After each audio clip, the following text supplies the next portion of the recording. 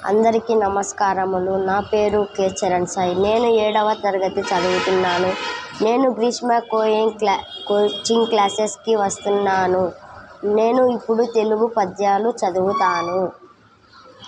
నా గుండె గవాక్షంలోనే కాదు, మూసిన నా కన్ను రెప్పలపై కూడా అక్షరాలు కవాతు చేస్తుంటాయ్, నిద్రాభంగం చేస్తుంటాయ్. కలలు రాలని రాత్రి అక్షరాలంటిని తావు, నా కంటికి వంటికి లేవుగా. ఎంతైనా పంతులమ్మగారి బుజ్జోని, ఆ మాత్రం అక్షరాను బంధం ఉండదా? నిద్రపోయేటప్పుడు అమ్మ అక్షరాల కంబళి కప్పిందేమో.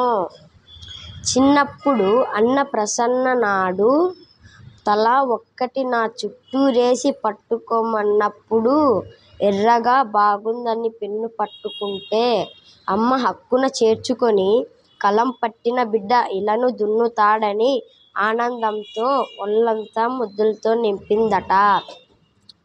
అమ్మ ముద్దుల్లో అక్షరాల ముద్దలున్నట్టుంది.